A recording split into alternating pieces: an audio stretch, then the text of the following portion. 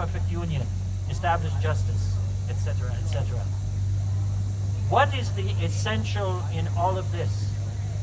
The government exists because of us. We have the responsibility before the exercise of any rights. We have the responsibility to ensure that we accept the duties involved in the exercise of those rights. But we cannot slip the responsibilities when it comes to the operations of our government. When it comes time to vote for, and I am sorry, dear ladies, here at 18 and 25 you do not have the right to vote. I hope that someday you will have the right to vote. We cannot leave half the population unspoken for. But in any event, speak to your sons, speak to your husbands, speak to your fathers. Make them respond to their responsibilities. There are the means available to us if only we would use them. Ladies and gentlemen, I am your most humble and obedient servant, Albert Gallatin. Huzzah! So he figures, I'll teach you folks. So anyway, the militia system that came out here consisted of militias from 4 states: New Jersey, Pennsylvania, Maryland, and Virginia. Now 3 of those states had a long-standing tradition of militia. The one that did not was Pennsylvania. Because of the Quaker Assembly, there was no established militia in Pennsylvania until 1755. Now there had been some attempts to create what were called associations. Ben Franklin tried that during the period of the 1740s when there was a thought of a war with Spain and troops coming up the Delaware River to attack Philadelphia. There was also a troop of light horse that still exists today. The last thing to really get the Quakers involved was also a massacre, if you want to call it that occurs at a Moravian settlement called Gallatin near today, present-day Allentown, Pennsylvania. And the victims of that massacre are actually, their bodies are taken and placed before the steps of the State House in Philadelphia. Today, you know that building is Independence Hall. I mean, those folks knew how to protest back then. Think about that. So they would have been taught a drill. That drill would have gotten them acclimated to loading and firing the musket. There were a variety of drills, but they all come up with the same finished product. That's a loaded firearm. Musket would be brought up to the left shoulder, and then from here to a recover position, placed on half cock, and then they grab a cartridge.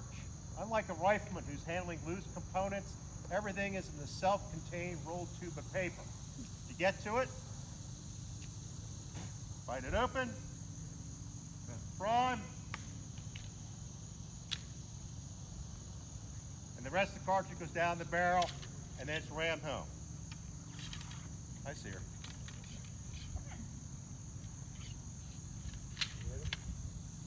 And that's it. Not a complicated process. So let's see if we can make it work.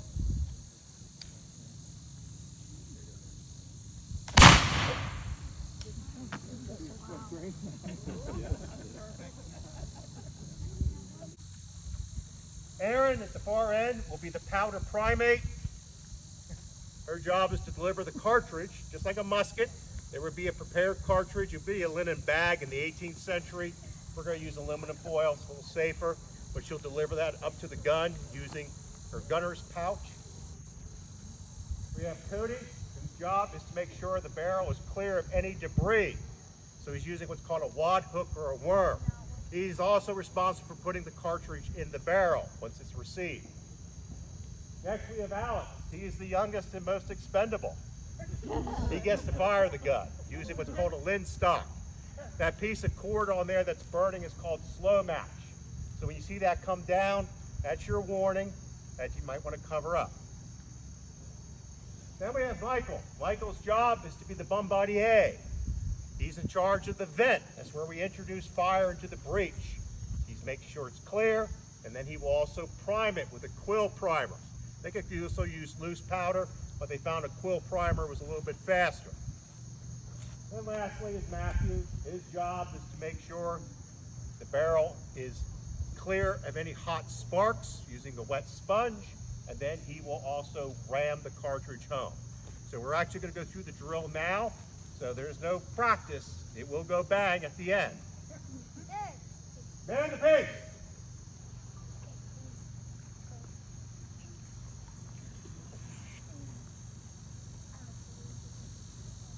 Turn, hey!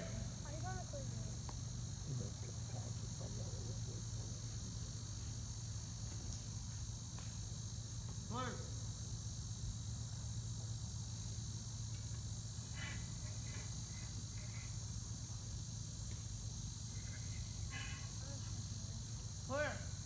Big sponge. Tangent. Sponge pace.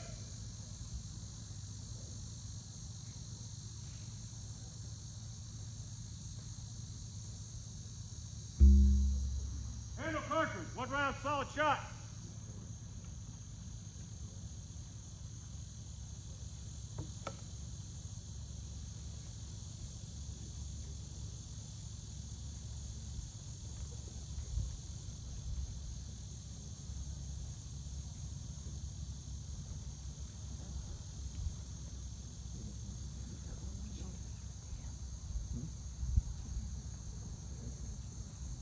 Charge cartridge.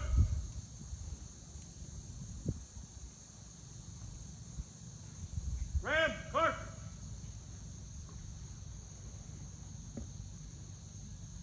Prime.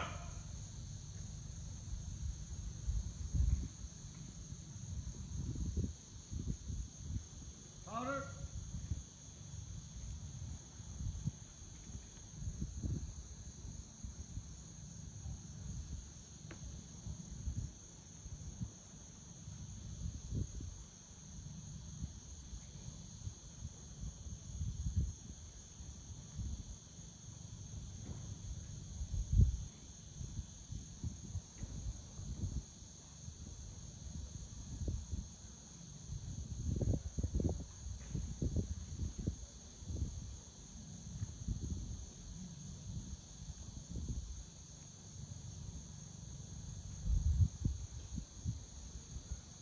Take in.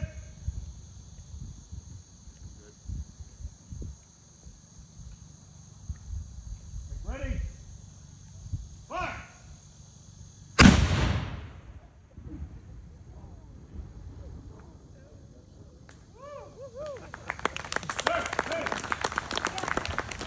Blows the chaff away. Your hands are fixed. That's okay, that won't. As long as nobody got hit. I didn't break it, did Okay, I? in one hand, try to get that in one hand and lightly blow on it, lightly. There you go, you're blowing the chaff away, keep going. Want rid of all the chaff, you're doing great. We're gonna have the grain left. Wanna try that?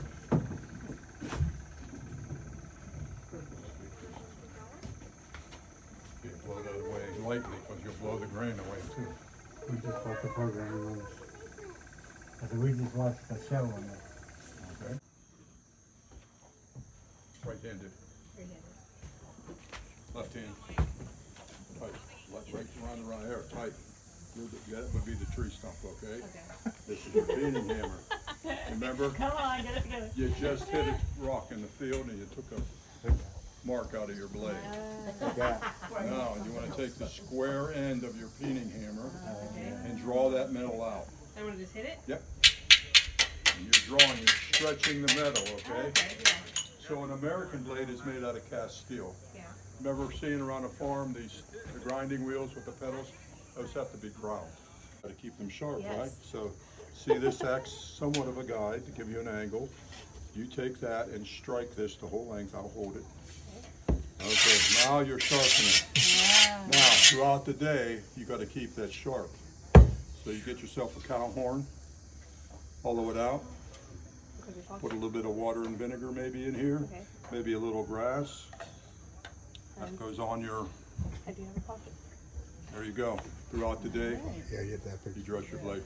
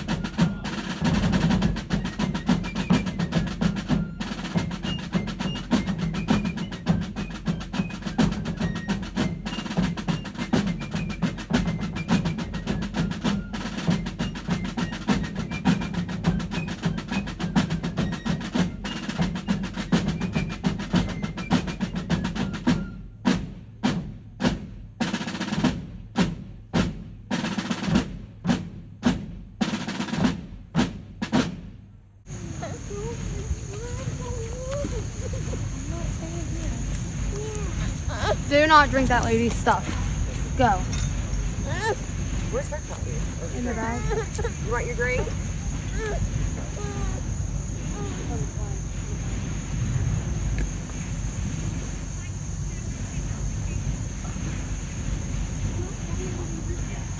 was gonna see this lady will give it for $4. Or she has to have to pay, which the other lady did. Like, throw it. Are they back in here? She was walking out when we were walking out. Come on, ma'am. Yeah,